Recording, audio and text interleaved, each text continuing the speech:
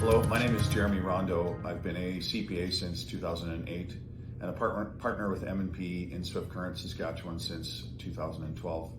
I became a chartered professional accountant for two reasons.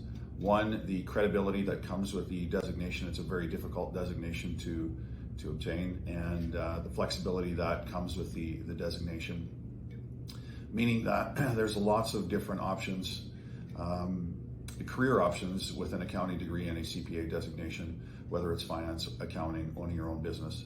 And I really like that flexibility and opportunity. I love my job because I get to help people manage cash and budgeting, tax, and help them save for retirement. If I could give you any advice at all, it would be to challenge yourself and not let failure get in the way of your career aspirations and goals and dreams. Have a great day at your Career Expo. Thanks for hearing me out. My name is Danae Younger, and I work at Stark & Marsh Chartered Professional Accountants as the training manager. I chose to become a CPA because of the opportunity it opens. There are so many different career paths that open when you have those letters behind your name. I knew I would never be bored and that I'd be able to do a number of different things. I love that I get to collaborate with and help people every day. I help my colleagues work through their challenges, and I help my clients navigate through their financial situation and taxes to help ease their minds. A piece of advice I have for high school students is to work hard in the next few years and get the education you desire. Then the world is at your feet.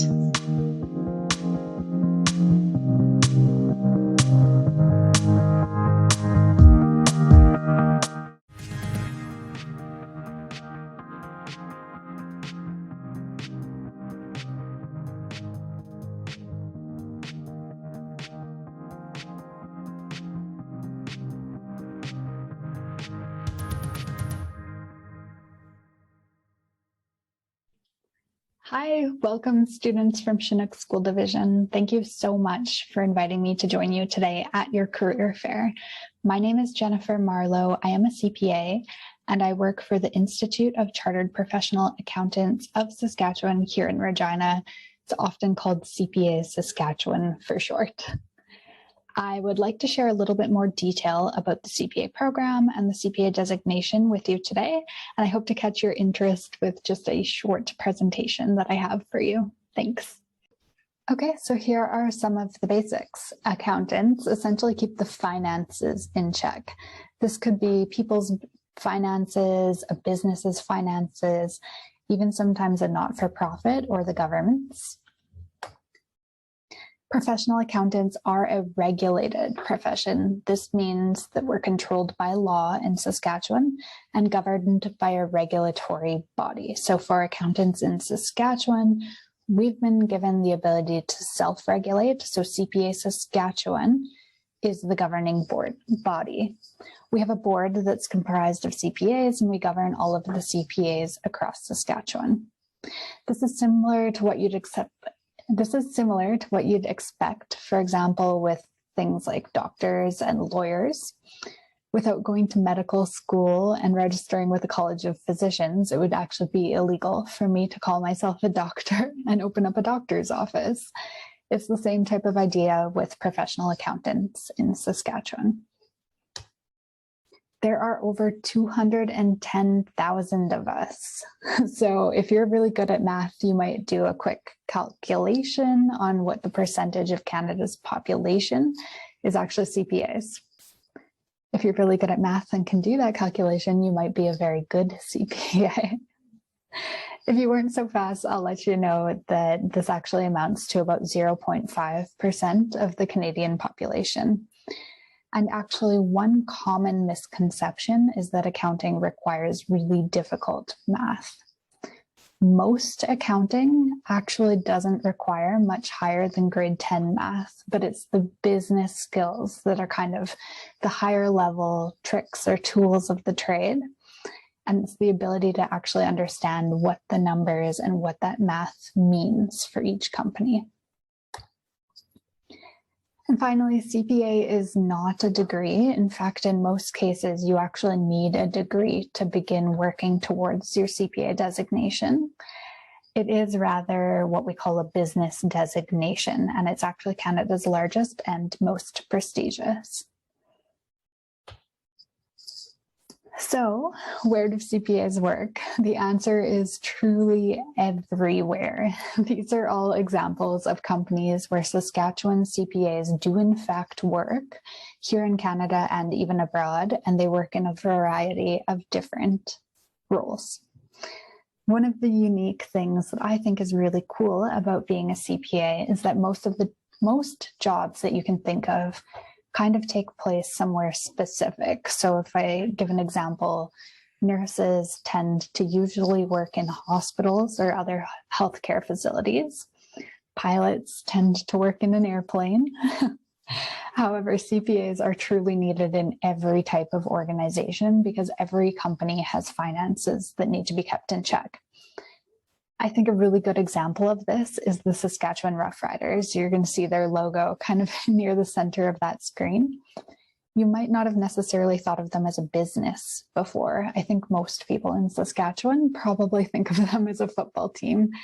However, it is actually a business, and they do have players' salaries that they need to pay. They collect money from selling tickets to their games and all kinds of other business activities. They actually need CPAs to help them manage those finances. And in fact, Craig Reynolds, who's the CEO of the Saskatchewan Roughriders, is actually a Saskatchewan CPA. What will you learn in the CPA program? We're going to go through an example of a company that's a bakery. I think most of you have probably been to a bakery, or you're at least familiar with what a bakery would do in terms of business activities. So we'll use that example to demonstrate some of the aspects of the CPA skill set. So the most important thing is that these skills are used for business insights. One of the skills of a CPA is financial reporting. So in a bakery, this would look something like your CPA saying, profits dipped 2% this year because flour and sugar costs are rising. If we look at management accounting, which is another skill set of a CPA, this is more looking forward at the business operations. So your CPA might say something like, if we dropped our selling price by 10%, we'd actually be able to sell twice as many donuts and therefore be more profitable. Strategy and governance is another skill set of the CPA. So this would look something like, with the new trade rules, maybe we should open a retail location in the USA. So this is really like that high-level strategy of the company. Audit and assurance would look something like, our CPA firm can actually vouch for the accuracy of those financial statements. So a CPA firm is going to do a bit of analysis on that and really give that stamp of approval for the public or the bank that they can rely on the financial statements of that bakery. For finance, it might look something like, we need to purchase some new kitchen equipment, and I know of a less risky way that we can finance that purchase and continue to grow the company. And finally, for taxation, it could look something like, this new tax rule that's been introduced actually might make it even better for us to hire freelance cake decorators instead of doing it ourselves. So there are just a few examples of the types of technical skills that CPAs can bring to the table. And some of the other skills that you're going to learn in the CPA program are what we call the enabling competencies, or the professional skills. So CPA does stand for Chartered Professional Accountants. And sometimes I like to say that these are the skills that put that P, or the professional, into CPA. These are things like acting ethically and demonstrating professional values, leading, collaborating, being able to manage yourself, adding value to your clients or your organization, solving problems and making decisions, and finally communicating. Communicating is so important when you're talking about money and sometimes complex financial issues, and being able to say that in a way that makes sense to your customer or your client or your boss, whoever it may be. So if you're interested, if I've hooked you, if you want to become a CPA, what can you do now? if you're in high school. There are a few things in high school that you can do. You can take an accounting or business class. This is just going to give you a taste for some very, very basic tasks that accountants might do, but is a great starting point for you. Once you're a CPA, I think you'll find that you'll be doing a lot less of the basic kind of adding and subtracting and balancing tasks and more of the digging into, okay, but what do these numbers mean for the business? What do we do with them?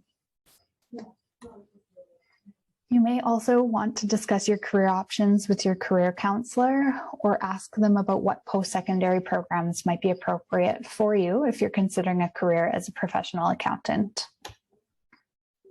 You heard from 2 local CPAs today on this video, but you might consider reaching out to any others that you know. Let them know that you're considering a career as a CPA and that you'd like to ask them a few questions about their work.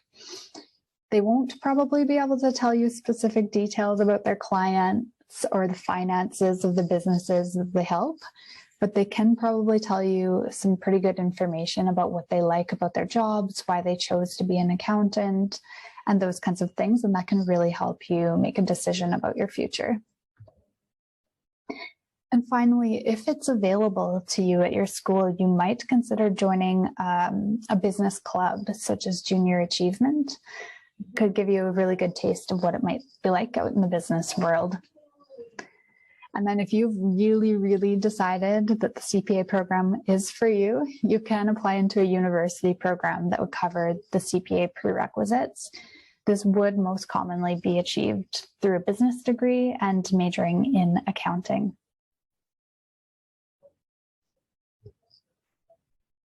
So I hope you guys enjoyed your this presentation. I hope you're enjoying your career fair today. Do feel free to reach out if you have any questions about the CPA designation, and I wish you all the best in this school year. Thank you.